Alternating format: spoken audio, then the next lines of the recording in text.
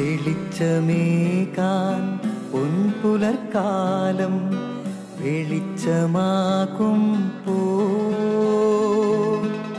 നുറുങ്ങുവെട്ടം പക്ഷിപരാഗം തെളിച്ചു കാട്ടും പോ വരുന്നു ദൈവം മനസ്സിനുള്ളിൽ തിളക്കമേകിടാൻ തരുന്നു ധ്യാന പ്രകാശമാർക്കും വിളക്ക് വയ്ക്കുമ്പോൾ നുറുങ്ങുവെട്ടം ഇറങ്ങിടട്ടെ ഹൃദന്തമെല്ലാം യുഗപ്രകാശത്താൽ മറഞ്ഞിടട്ടെ മനാന്ധകാരം യുഗപ്രസാദത്താൽ നുറുങ്ങുവെട്ടം.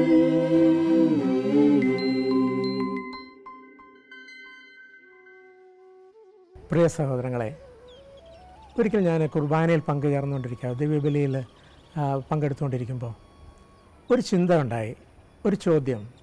ഇപ്പം നീ മരിക്കുകയാണെങ്കിൽ സ്വർഗത്തിൽ പോകുമെന്ന് എനിക്ക് എന്നോട് തന്നെ ഒരു ചോദ്യം ഉണ്ടായി. അന്ന് എനിക്ക് എന്തോ ഒരു സംശയം, ഒരു അപകർഷതാബോധം. ഇപ്പം ഞാൻ മരിച്ച സ്വർഗത്തിൽ പോവുമോ?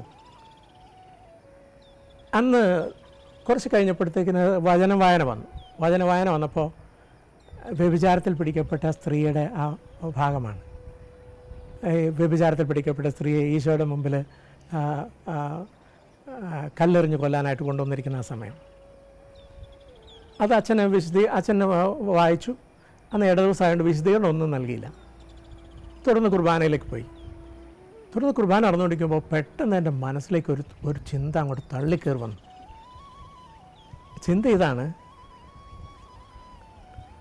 ഈ വ്യഭിചാരത്തിൽ പിടിക്കപ്പെട്ട സ്ത്രീ അന്ന് മോശയുടെ നിയമപ്രകാരം വ്യഭിചാരത്തിൽ പിടിക്കപ്പെട്ടാൽ കല്ലെറിഞ്ഞ് കൊല്ലണമെന്നുള്ളതാണ്.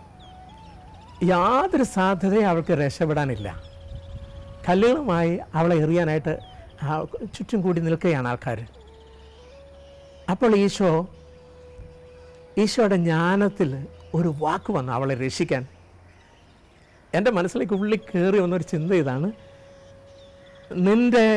നിന്നെ സ്വർഗത്തിൽ കൊണ്ടുപോകാൻ ഈശോ തൻ്റെ മനസ്സിൽ എനിക്ക് വേണ്ടി ഒരു ജ്ഞാനത്തിൻ്റെ വാക്ക് സൂക്ഷിച്ചിട്ടുണ്ടെന്ന് എനിക്കത് കേട്ടപ്പോൾ എന്തുമാത്രം ഒരു ആശ്വാസവും സമാധാനവും ആത്മവിശ്വാസവും ഉണ്ടായെന്ന് ചോദിച്ചാൽ, കാരണം ഈശോയെ സമീപിക്കുന്ന ഒരു പാപിക്കും നഷ്ടപ്പെടാൻ പറ്റില്ല. നഷ്ടപ്പെടുത്തുകയില്ല. അവൻ രക്ഷിക്കൊക്കെ തന്നെ ചെയ്യും. ഇതാ കല്ലെറിഞ്ഞു കൊല്ലാനായിട്ട് കൊണ്ടുവന്നിരിക്കുന്ന വ്യഭിചാരത്തിൽ പിടിക്കപ്പെട്ട സ്ത്രീ, അവൾ ഈശോയുടെ മുമ്പിലാണ് നിൽക്കുന്നത്. ഈശോയുടെ മുമ്പിൽ എത്തപ്പെട്ട ഒരു പാപിയും നഷ്ടപ്പെട്ടിട്ടില്ല, നഷ്ടപ്പെടുകയില്ല.